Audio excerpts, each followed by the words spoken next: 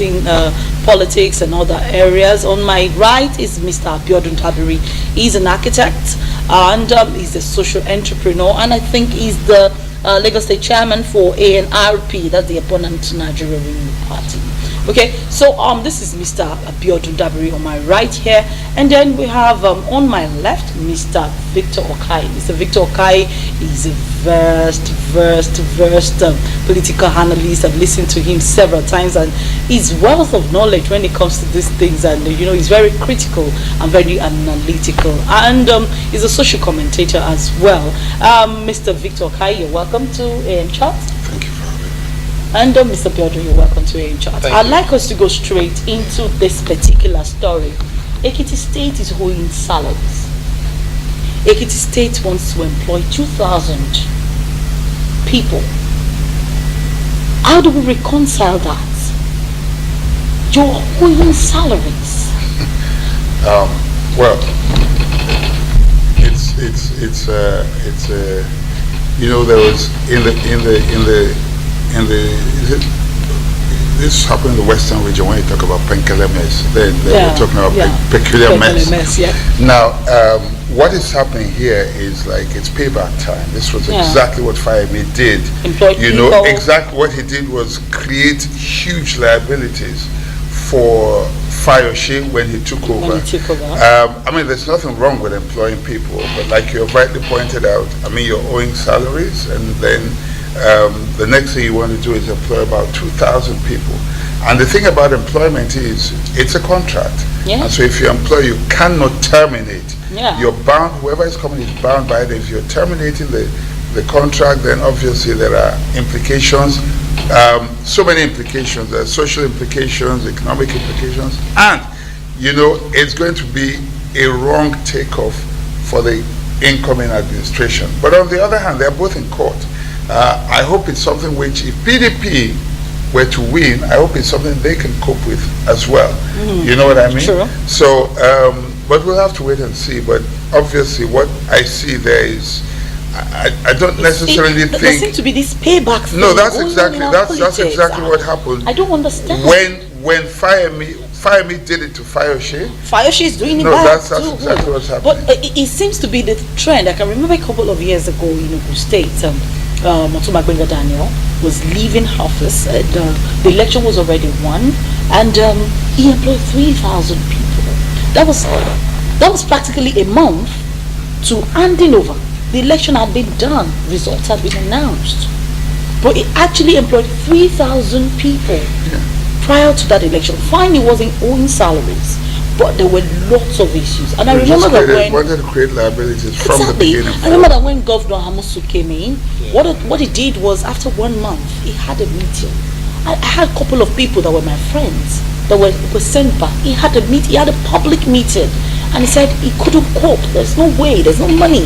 I think KPMG had to audit the account for a very long time, and he said, "There's no money. I can't pay you."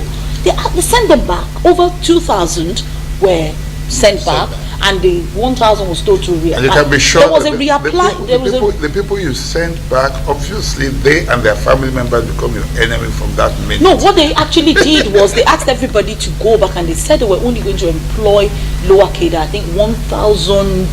What about the others? So people reapplied, but it made it public. Well, I tend to think that it's a part of a larger problem that we have in our society, which is that action and consequences. I mean, we can take it a step further and say you have an administration that chalks up so much debt that when the other man comes in, his first he has to deal with that first, and there's no consequences in terms of was it justified. Is there accountability? Was it used for the money used for what it was supposed to be used for? So these are some of the issues that I think that perhaps the National Assembly should begin to look at. We're still a relatively young democracy. So I think that, but the problem is that if we have a very effective, efficient, capable National Assembly, then they can deal with these issues, because it's becoming a problem now. Now it's a trend. I'm leaving. Well, our people are saying that taking a cue from where you are people saying that this National Assembly has been very effective, but from what you're saying, are you saying that... No, the National Assembly doesn't have power over the... I mean, if a governor wants to employ, he employs. They cannot control them. So personally, I don't think it's related. However, the thing is that I think at the state assembly level, I wish it were as effective as the National Assembly. The problem we have is a lot of the state assemblies are an appendage of the government, of the executive. Of the executive at the state level. They're just at best rubber stamps. You know, they will not rock the boat there. And like they say, it is bad manners to talk while you're chopping. So if they're chopping, they don't talk. I understand, they dare not open their mouth to say certain things because of what is happening. Okay, moving on, we're going to the Nigerian Tribune. The first page of the Nigerian Tribune, we have Dara Opunza. NAS Sage was a collective decision. That's Dara. I think we'll take the story. We really have to read the front page. We really have to read the story. Okay, so the last has not been heard of the SAT Director General of the Department of State Services, Lawal Dara, as an online news agency. PR Nigeria learns that neither was he given query over any issue nor indicted over any issue on his handling of affairs of the services. Until his sack. A close associate to the sacked DSS boss who spoke to PR Nigeria on conditions of anonymity said Daura insisted that he took all actions in national interest through a collective responsibility, including involvement of principal officers of the other agencies, though he promised not to disclose on whose authority he relied upon to lay siege on National Assembly. The source further said that while the former DSS boss has not officially handed over up till now, his house both in Asokoro and Gwarimpa were searched in the night and nothing incriminating was found, and all items found, including necklace, praying mats, CD's ATM card, women bags, documents and receipts, have been duly returned to him accordingly. So the source also stated that when he was invited by acting President Yemi Osinbajo, he quickly rushed out, left some of his personal belongings, including phones, in the office. He noted that when he was weeks away and eventually sacked, he did not know his offense. The source further disclosed that Dara felt demoralized after being tagged as a mole of the opposition's element for laying a siege to the National Assembly. The source said Dara has been completely demoralized by the widespread insinuations of working for the opposition when he took daring moves to protect the presidency. He took. Nobody instructed. No, you can't say that. He has already said that it was a collective decision. He said of other agencies, of other, and of a higher authority that he's not at liberty to disclose. He said disclose. Principal officers of other agencies. So go further. And of a higher authority that he doesn't want to.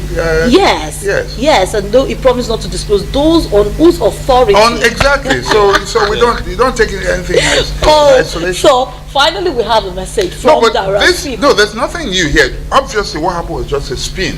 Yeah. I've never been in doubt. There's no way.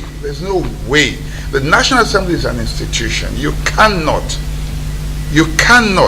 as a head of a parastatal, unilaterally take a decision like that without, some form of higher authority or some form of higher nod to go ahead. And what happened? It was just a fall guy. That I'm very convinced about. And you put a spin to a story. Sorry, just a minute. So what I think happened at that point was that it was going to be disastrous because you cannot, an institution, that was a desecration of the hollow chambers. You don't do that. By any means, it was going to be globally, and it actually was globally condemned. And so what happened was a hurried spin on the story, and so he became the fall guy. And so, he had to take the fall. Otherwise, he probably would have brought down the administration. I'm sure that was why there was a private meeting. And I'm glad it's coming out, and we've not heard the last. No, he's not actually coming out. He's not even the one speaking here. This is somebody close to, who said he's part of his. It's coming out. It's coming out. I agree with you that it's just trying to make the best of a bad situation. Yes, at that point. Because when you look at it, because of the magnanimity of that action, there's no way that somebody would not be the yes, no, so he would have had other collaborators from higher authorities to take that action. But maybe, I mean, the effect or the consequence wasn't, it didn't turn out exactly as they hoped. So now, I mean, Dara just got to be, he's just to be sacrificed. You know, because someone has to take the fall for it. So, I mean. The Ekiti state election is another thing that we're going to be talking about when we come back with our story. But we're moving on to the front page of The Nation, and we still have the center spread talking about the story from CBN and MTN to refund $8 billion as CBN fines 4 banks 5.87 billion naira. Okay, we have the picture of the president. That's the Nation, the front page of The Nation. There we have the picture of the president and British Prime Minister Theresa May. And we have UBA declares dividend 6.84 billion naira. Ex-DSS boss still in custody. That's Dara. Wives get access to see him occasionally. That's the ex-DSS boss was still talking about Dara. Apparently, Dara is still in custody of the former Department of State Services, still in custody, although his family gets the access to see him. And we have sports. Interestingly, Moses votes Barkley best. Okay, our own Victor Moses has been voted Barkley's best. That's on the front page of The Nation. He has voted. He votes someone else.